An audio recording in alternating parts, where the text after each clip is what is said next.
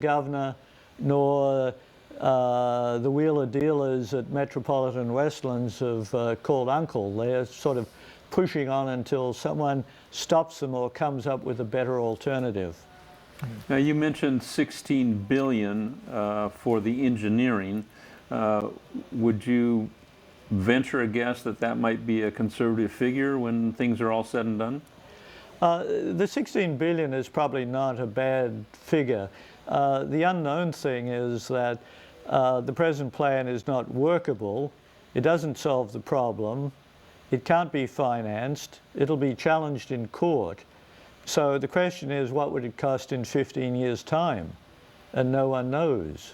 And in 15 years' time, we may have another drought. We need to take action now on a solution that will work to provide reliable results for everyone. Well, I think, Mark? Well, thank you so much for this first segment. This has been a great summary. In fact, it is just a summary. It may not sound like it, but it is a summary of the BDCP, Bay Delta Conservation Plan, and its limits that are just really important to help people understand. We're going to go on to another segment, and that segment is going to go into some detail on a very creative solution, the Western Delta Intakes concept. And Dr. Pyke and Tim, if you would join for that next segment, then thank you very much, and we'll see you in our next segment. Thank you.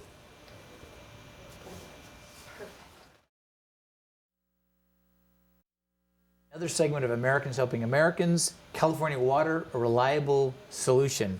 With me here again are Dr. Robert Pyke and Tim Newharth. Let's pick up the discussion from last time and go into some detail, Dr. Pyke, on your plan, the Western Delta Intakes concept. Tim, what are some of the cornerstones of Dr. Pyke's plan? Well, we'd like to have Dr. Pyke explain that. So if you could you expound on the major points of the Western Delta Intakes Plan, WDIC? Sure. The Western Delta Intakes concept is based on 5 principles, 2 of which are technical and 3 of which are more administrative or political. The 2 technical ones are first, that in order to restore the delta ecosystem, you need to restore more natural flow through the delta. In our previous program, I explained that the present flow through the delta is all screwed up with significant cross flows, and the Bay Delta Conservation Plan doesn't remedy that. So you want more natural flows through the delta. That will help the native fish species and help get rid of invasive species, both plants and fish. The second big technical principle results from the fact that California precipitation is very variable. I have a bar chart that shows how in periods of about 15 years long, there is a bunch of wet years and then a bunch of dry years, what we refer to as droughts.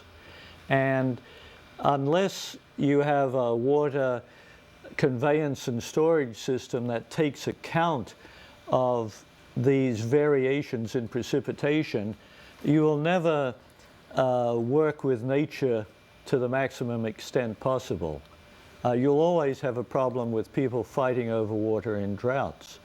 So the solution, the second big technical point, is take out more water in wet years and store it. It seems pretty evident.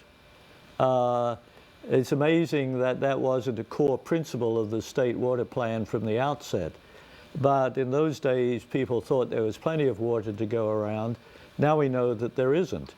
There's plenty of water to go around in wet years, but there isn't enough in dry years. So we have to take out more water in wet years and store it principally as groundwater in the San Joaquin Valley for use in dry years and periods of drought. The 3 sort of political or administrative principles are that any solution has to respect Northern California water quality and water rights. That includes the Delta. That's fundamental. But it's equally important that we respect legitimate demands of the San Joaquin Valley and Southern California to the extent that it's practical.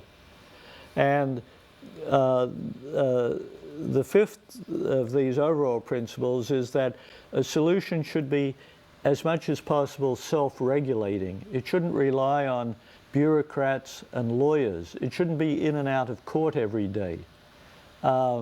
If we're smart, it should be possible to reduce this excessive dependence on regulations and lawyers and have a system that just works in a natural way, sort of in sync with Mother Nature, rather than fighting Mother Nature all the time. So why then is the Western Delta intakes concept superior to the current BDC plan specifically? Well, it's superior in this very general sense that it works, it will work. That's a big improvement over a plan that doesn't work, a dog that doesn't hunt, which is the Bay Delta Conservation Plan. So the Western Delta intakes concept evolved in response to the formulation of these overall 5 principles and the 2 technical principles. So I and my colleagues, a pro bono team that have developed this concept, got together and said, how can we restore more natural flow through the delta? What mechanism, what plumbing can we use to take out significantly more water in wet years when even the fish won't notice that it's being taken out? And where and how can we store it for use in dry years? And so the Western Delta intakes concept complies with these principles that the Bay Delta Conservation Plan does not. And as I and my colleagues envision it, it would be designed in detail and operated to comply with the next 2 principles, that you respect Northern California water quality and water rights, that you do try to accommodate legitimate needs of San Joaquin Valley farmers and Southern California urban residents. But most of all, the Western Delta intakes concept, by its very design, is self-regulating. And so the Western Delta intakes concept is superior on all of these 5 points to the Bay Delta Conservation Plan. So it might be helpful to our viewers when we say Western Delta intakes concept that we talk a little bit about what that location is and why that might be superior in a number of for a number of reasons to the BDC plan, which is on the northern part of the Delta. Yes, there is a graphic that shows the Western Delta intakes concept with point of extraction at Sherman Island. From Sherman Island, you would still need tunnels to take the water down to the vicinity of the Clifton Court forebay. But those tunnels would be half the length of the BDCP tunnels, and therefore the overall engineering cost is roughly half. Associated with those tunnels, you would have some temporary storage, possibly at Los Vaqueros Reservoir and a new reservoir that I call the Brushy Creek Reservoir. That's to allow the extraction of up to 30,000 cubic feet per second of water at periods of high flow. The aqueducts that take the water south can only carry 15,000 cubic feet per second. So this is what I was alluding to when I said you need some plumbing that allows you to take out more water in wet years. So they'd be the basic elements of the Western Delta intakes concept. And Sherman Island is next to what major city that we might know? Well, it's across the San Joaquin River from Antioch. Sherman Island is at the point where the San Joaquin and the Sacramento rivers come together. And it's a critical point for fish passage, both delta smelt and salmon. But the water would be taken out through permeable levees. There's another graphic, I believe, that shows a cross-section through a permeable levee. These would be sand embankments, like big sand filters, that would allow the extraction of water with very low approach velocities so that fish wouldn't be dragged towards the point of extraction and physically stuck on these sand embankments. So even though it's a critical point for fish passage, we've thought through means of accommodating that. Okay. Maybe you could explain a little bit more about what self-regulating means in this Western Delta intakes concept. Sure. Sherman Island is the westernmost point of the Delta, a little bit upstream from what is called the mixing zone, where saltwater and freshwater meet. That mixing zone is a very productive zone for fish. That's where the Delta smelt like to hang out in summer. That's where they fatten up, if you like.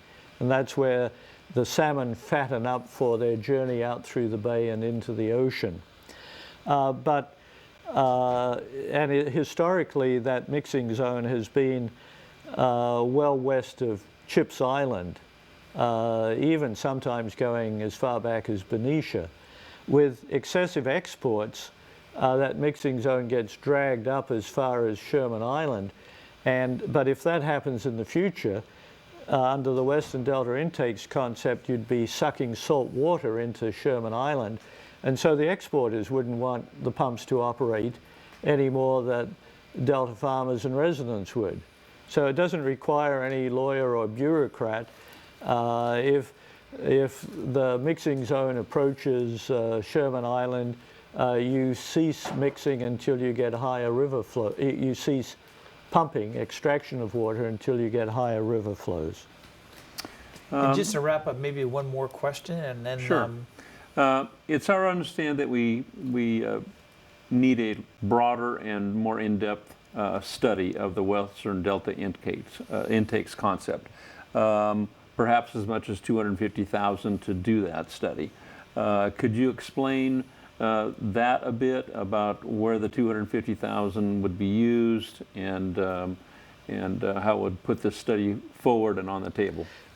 Sure. I should also mention that there is a website called fixcawater.com. That's all one word, fixcawater.com, that spells out the detail of the Western Delta intakes concept. And that website also has links to other sources of information. And I should also mention North Delta Cares, a community organization, which has more general concerns, but is also supportive of the Western Delta intakes concept. We're getting down to our last few seconds. What would you say in conclusion? I'd say in conclusion that we do need to raise a little bit of money so that what's in our heads can be put on paper in a more formal report, because people like to see reports. I and the people that have developed the concept are convinced that it will work, but we do need a little bit of funding. And we think that that funding should be forthcoming from people that want a solution that works for a wide range of people, and that an alternative like this that works is necessary to finally put the end to the Bay Delta Conservation Plan, which is not working at present, is never going to work. Let's divert our effort to another plan that might work. Well, let me thank you, Dr. Pyke and Tim. This has been very informative. Perhaps we can continue this conversation another time, but thank you so much for coming, and thank you all for joining us in this conversation.